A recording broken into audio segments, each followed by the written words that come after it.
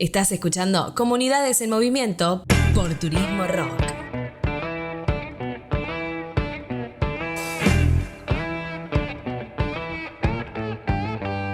Una tragedia ambiental o ecocidio, la desidia estatal, el descontento y la solidaridad popular. Posteriormente, las operaciones de criminalización a la protesta social, el señalamiento y la persecución.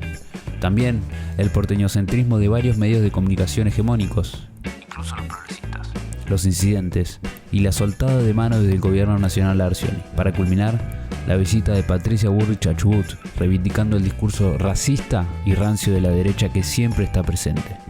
Todo esto pasó en Chubut en apenas una semana, y te invito a que lo escuches en este tercer capítulo de Comunidades en Movimiento.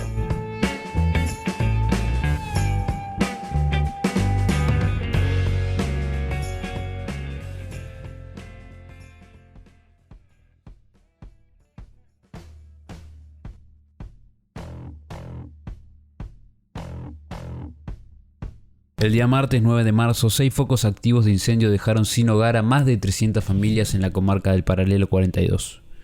Sus animales, sus casas, herramientas y fuente de trabajo se redujeron a cenizas por el voraz incendio que arremetió con todo lo que encontró. Al cabo de unas horas, lo que fue el primer foco en Golondrina se multiplicó por 6. Resulta difícil y diría hasta casi imposible creer en casualidades. Más allá de la hipótesis sobre el abandono del tendido eléctrico que recae directamente en el gobierno provincial por el desfinanciamiento, la falta de mantención y el conflicto salarial con quienes trabajan en el área. Nada nuevo, por desgracia. Lamentablemente la codicia y la impunidad ambiental en nuestra región siguen siendo moneda corriente. No hay castigo penal por especular, incendiar o contaminar. Lo que respecta a la comarca y el último incendio, el daño aún es incalculable. Más de 300 familias perdieron sus hogares por completo, en un rango de alrededor de 2.000 hectáreas arrasadas, pero esa cifra asciende a 40.000 en lo que va del año, sumando los incendios anteriores en la zona del Bolsón y Cuesta del Ternero. Difícilmente podremos dimensionar la angustia por la que pasan estas personas que han perdido no solo sus hogares, sino su entorno. El pueblo salva al pueblo, dicen por ahí, y así fue que la rápida campaña de ayuda se hizo presente en cada comunidad de manera espontánea, y las manos comenzaron a confluir aún más rápido que el mismo Estado. Este es el testimonio de Gonzalo, un vecino que describe cómo fue para él perder todo. No tengo palabras para describir lo que siento, lo que me pasa.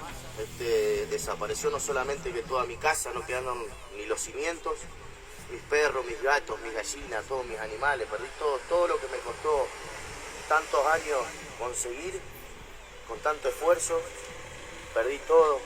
Igual que todos mis vecinos, desapareció completamente mi barrio. En realidad fue todo muy rápido, yo recién llegaba a mi casa y estaba mirando hacia el lado del Piltri, yo vivo detrás de la brigada de incendios, mirando hacia la ruta.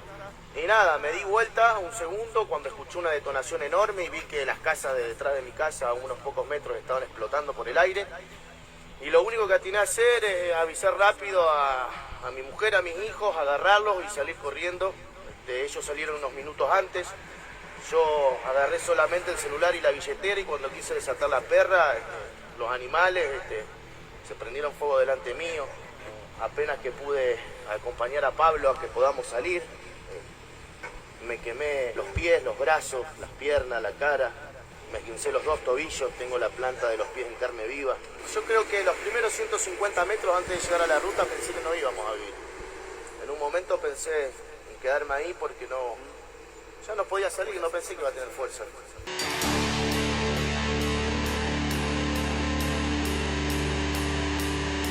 Si hay algo que captó la atención de la opinión pública, además de la noticiabilidad que siempre contrae una catástrofe de tal magnitud, fue la visita del presidente Alberto Fernández a la provincia el sábado 13 de marzo.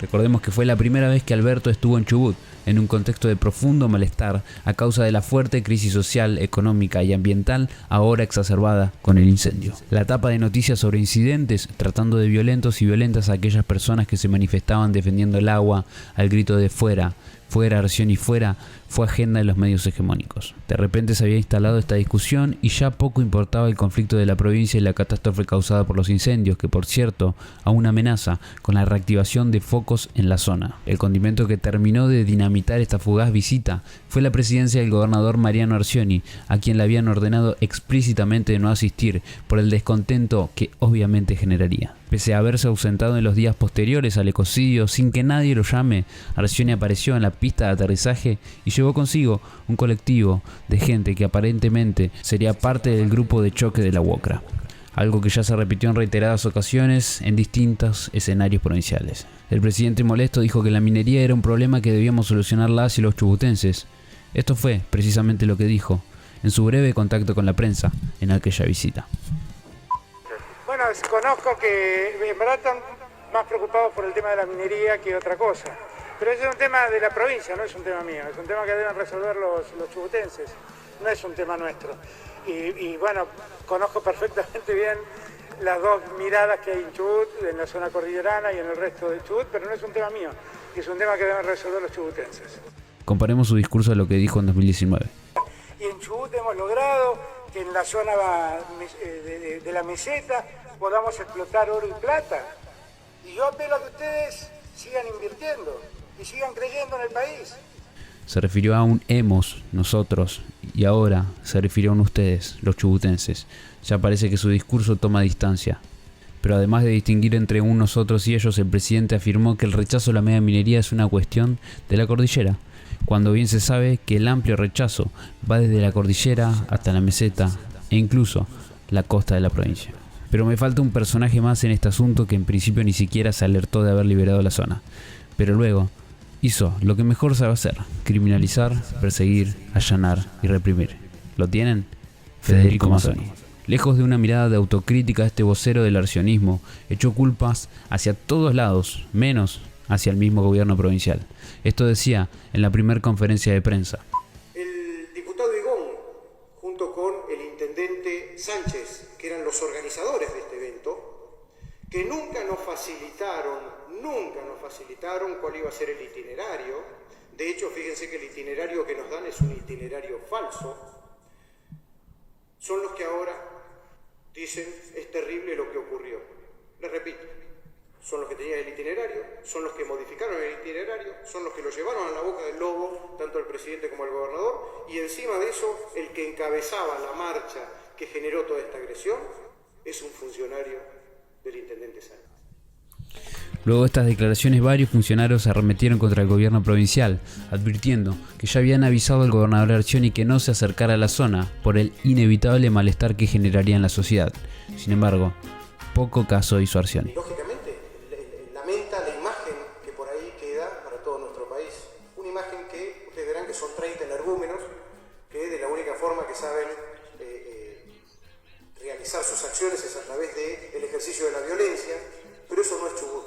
Este es el mensaje que tenemos que dar. Esa no es la gente de Chubut.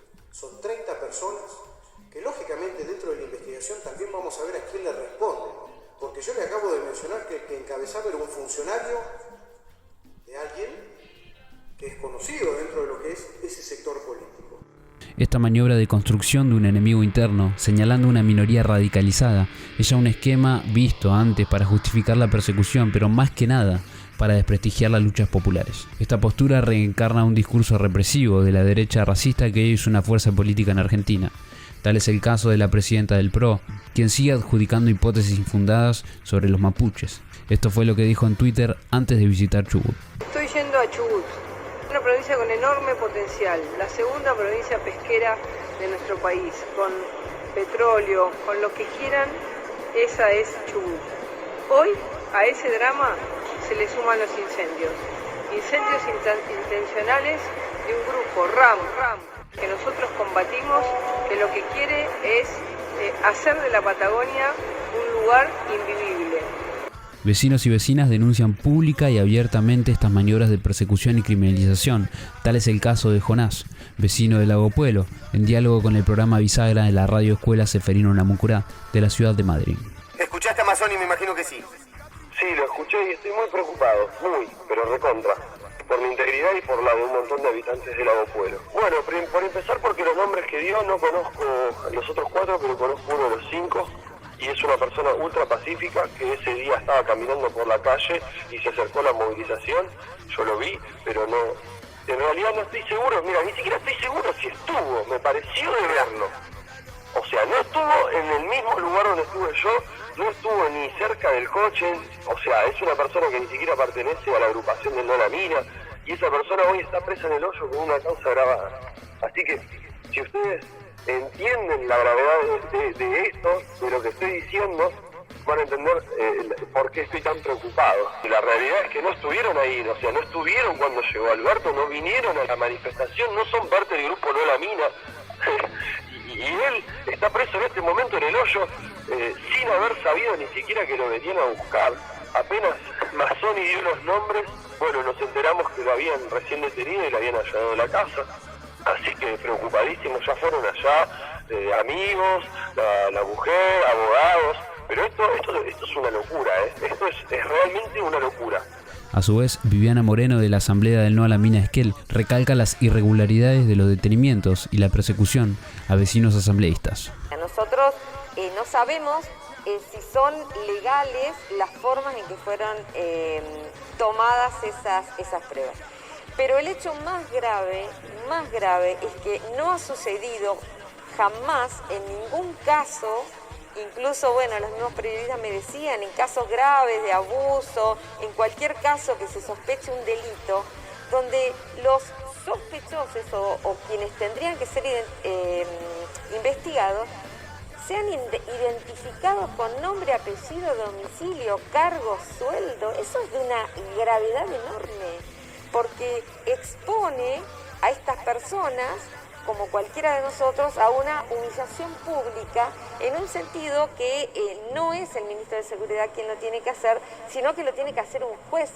Este es otro hecho más que hace que nosotros veamos tantas irregularidades en el proceso, desde la asistencia del gobernador, desde la asistencia del diputado, de los diputados, desde la asistencia o invitación a la prensa que le decían dónde estaba o no quienes tenían que ser entrevistados. Bueno, toda la situación tiene, entornos que tienen que ver inclusive con la política, internas políticas, la criminalización de la protesta, siempre cuando se tratan de vecinos que están oponiéndose al objetivo del gobierno, que tiene que ver con aprobar un proyecto de habilitar la megaminería, es diferente a lo que ocurre con cualquier otra cuestión. Para ir concluyendo con esta semana agitada en Chubut, si tenemos algo para rescatar, fue que el tema de la megaminería al fin se puso en discusión en la agenda nacional y en Buenos Aires. Comprendieron que ya no se trataba tanto de un proyecto de desarrollo, sino más bien de una estrategia financiera, en la que las regalías son poco más que maquillaje y que las multinacionales, según el Código Minero, siempre tienen la última palabra. Este fue un podcast sobre lo sucedido en Chubut, donde poco a poco estamos consiguiendo saltar el cerco mediático. Gracias a las movilizaciones en las calles, pero también gracias a la difusión. Por eso, si te gustó este capítulo y este contenido, podés compartirlo, comentarlo y seguir apostando a los medios alternativos, sobre todo. Mi nombre es Yago Miguens y nos vemos en la próxima edición. Comunidades en Movimiento, segunda temporada. El podcast que te cuenta lo que sucede en Chubut, donde la realidad supera la ficción.